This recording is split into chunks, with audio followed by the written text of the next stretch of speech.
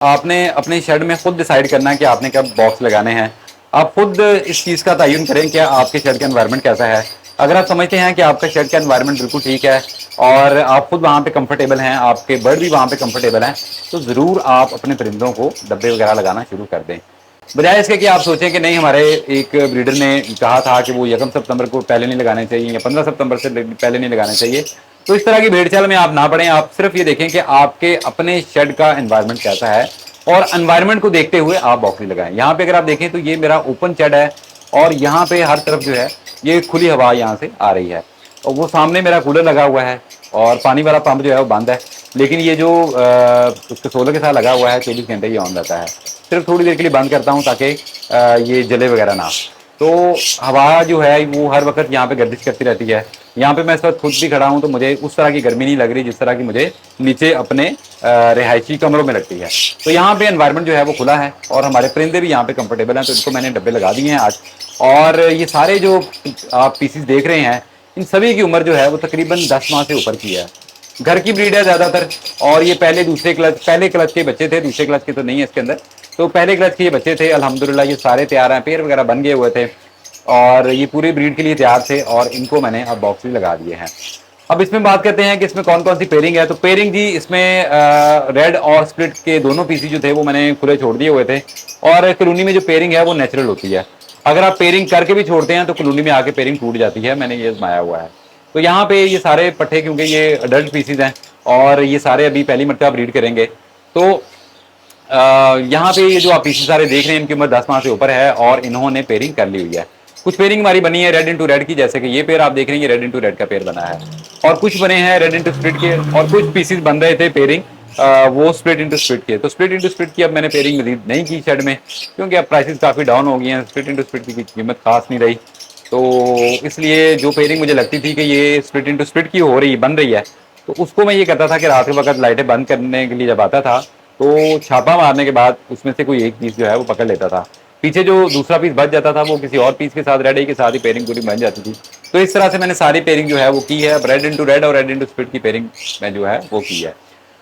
और तीसरी बात करें तो कीमतों का आपको पता ही है, अब जो है काफ़ी डाउन हो चुकी हुई हैं कीमतें और इसलिए अगर आपने चाहते हैं कि आप एक हैंडसम अमाउंट कमाना चाहते हैं तो फिर आपको क्वांटिटी में थोड़ा सा खेलना पड़ेगा, आपको क्वांटिटी थोड़ी सी बढ़ाना पड़ेगी। तो ये जो आप सारे डब्बे देख रहे हैं ये यहाँ पे पिछले साल तकरीबन 7 पेड़ शायद ब्रीड कर रहे थे, लेकिन इस बार यहाँ पे 10 पेड़ ब्रीड कर रहे हैं। तो इस तरफ भी डब्बे लगे हैं, अगर आप देखें एक ये हमारा चुना सा डब्बा, छोटा डब्बा पिछले साल का बड़ा हुआ था, ये यहाँ पे लगा है। इसके अलावा 3 डब्बे इस साइड पे लगे हुए हैं और इसी तरह से आगे 2 डब्बे इस साइड पे हैं। तो ये टोटल 11 डब्बे हैं जो कि यहाँ पे लगे हैं। डब्बे जो थे पहले तो यहाँ पे छोटे साइज के डब्बे थे, यानी ये वाला साइज था, लेकिन इस साल थोड़े से डब्बे बड़े मैंने जो है वो मेरे पिछले साल के पड़े हुए थे, ये नीचे शेड में लगे हुए थे जो कि इस साल मैंने यहाँ पे हैंग किए हैं। तो ये सारे डब्बे जो हैं ये थोड़े खुले डब्बे हैं ताकि बर्ड अगर एक मरतबा ब्रीड करने के बाद दोबारा ब्रीड में आता है, बच्चे उसके साथ हैं, तो डब्बे में इतनी स्पेस मौजूद हो कि उसमें जो फीमेल अंडे दे रही है वो टूटे ना। पुराने बच्चे अगर उसके साथ हैं तो वो उसके साथ जब डब्बे के अंदर बैठे तो हमारे जो अंडे हैं वो टूटे ना।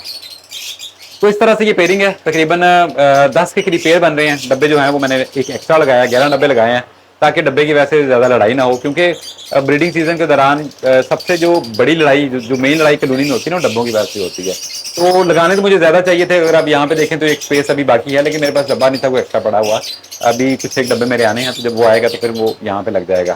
तो पेयर 10 हैं, 10 पेयर हैं जो कि यहाँ पे ब्रीड होंगे और डब्बे जो हैं वो 11 लगाए हैं।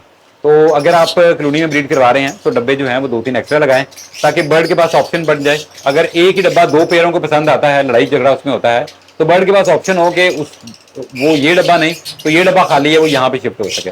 तो इस तरह आप मैनेज कर सकते हैं अगर आप एक्स्ट्रा डब्बा लगाते हैं तो। एक चौथी चीज़ जो है वो कैमरा है। पहले कैमरा यहाँ पे नहीं लगा होता था तो बर्ड को मॉनिटर करना थोड़ा सा मुश्किल है यहाँ पे, तो ज़्यादा टाइम नहीं, क्योंकि यहाँ पे दे आता हूँ ज़्यादातर तो टाइम में नीचे जो म्यूटेशन का सेटअप है वहीं पे बैठ के गुजारता हूँ, तो थोड़ी देर के लिए यहाँ पे भी आता हूँ। लेकिन अब ये है कि कैमरे की वजह से मैं ऑफिस में और घर में बैठा हुआ इसको इजीली जो है वो मैनेज कर सकता हूँ।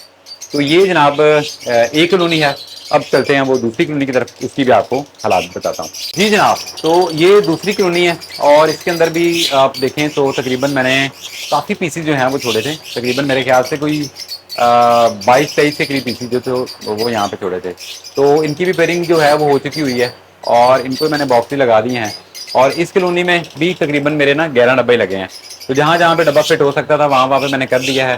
5 डब्बे जो थे वो सामने लगे हैं फ्रंट साइड पे, 2 जो हैं ये इस साइड पे लगे हैं और इसी तरह से 3 डब्बे जो हैं वो इस साइड पे लगे हैं और पीछे बच जाते थे 2 डब्बे, तो वो मैंने इस तरफ लगाए हैं। तो पूरी कॉलोनी के अंदर जो है वो डब्बे लगे हैं और यहाँ पे भी अगर बात करें तो 1-2 डब्बा जो है वो एक्स्ट्रा ही है। तो एक्स्ट्रा अगेन वही कि लड़ाई से बचा जा सके, डब्बों की वजह से लड़ाई होती है। तो ये बर्ड अल्हम्दुलिल्लाह तैयार हैं। बर्ड की जो एक्टिविटी थी उसी को देखते हुए और मौसम को देखते हुए डब्बे लगाए हैं। तो अल्हम्दुलिल्लाह बर्ड यहाँ पे सारे तैयार हैं। अगर आप इनका साइज़ वगैरह देखें तो बड़े ज़बरदस्त किस्म के साइज़ इनके निकले हुए हैं इन बर्ड्स के। तो उम्र इनकी पूरी है, 10 माह से ऊपर के पट्टे हैं ये सारे। और आखिरी चीज़ है मल्टीविटामिन कैल्शियम, बिल्कुल वो भी मैंने टाइमली इनको देना शुरू कर दिया था। किसी चीज़ की डेफिशिएंसी नहीं है इनके अंदर।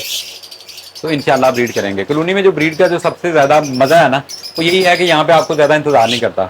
एनवायरनमेंट नेचुरल है, यहाँ पे खुली हवा भी आ रही है, जैसे मैंने बताया था कूलर वगैरह लगा हुआ है, हवा की गर्दिश है। मैं खुद इस वक्त कॉलोनी में बैठ के वीडियो बना रहा हूँ तो मुझे अल्हम्दुलिल्लाह कोई इस तरह का पसीना वगैरह इस तरह की घुटन जो है वो नहीं आ रही। बट यहाँ पे इजी है, कंफर्टेबल है। और इसमें सबसे जो इम्पोर्टेंट मैं बात आपसे करने वाला था कि यहाँ पे ब्रीड बड़ी जल्दी आ जाती है। आप केजीज में बर्ड जब ब्रीड करवाते हैं ना तो मुझे कई एक पेयर होते हैं जो महीनों लगा देते हैं, अभी तक ब्रीड के लिए रेडी नहीं होते। लेकिन यहाँ पे डब्बे लगाए हैं, इंशाल्लाह मुझे बड़ी उम्मीद है कि इंशाल्लाह आज 22 तारीख है तो अगली 5 सितंबर तक यहाँ पे अंडे आना शुरू हो जाएंगे। तो यहाँ पे कॉलोनी में जो है वो ब्रीड जो है वो थोड़ी सी स्पीड में आती है। तो ये जी आज की वीडियो थी। मज़ीद अब वीडियो जो थी वो पिछले दिनों से नहीं बन रही थी, मसरूफ़ी थी थोड़ी सी, तो अब इंशाल्लाह वीडियोज़ भी बनेगी। अब इस डब्बों को किस तरह से तैयार किया था वो भी मैं आपसे शेयर करूँगा। इसके अलावा सॉफ्ट फूड में मैं क्या दे रहा हूँ, कैल्शियम मल्टीविटामिन कौन से चल रहे हैं और फिर अगर आपका ब्रीड के लिए रेडी नहीं हो रहा, जो भी इस तरह के टॉपिक जो होंगे उस पर इंशाल्लाह अब जो वीडियोज़ वगैरह है वो आती रहेंगी। आई होप सो कि आपने आज की वीडियो लाइक की होगी। चैनल को अभी तक आपने सब्सक्राइब नहीं किया तो सब्सक्राइब कर लें ताकि मज़ीद आपको जो भी इस तरह की वीडियोज़ होंगी उसका नोटिफिकेशन आते रहे। थैंक यू, अल्लाह हाफिज़।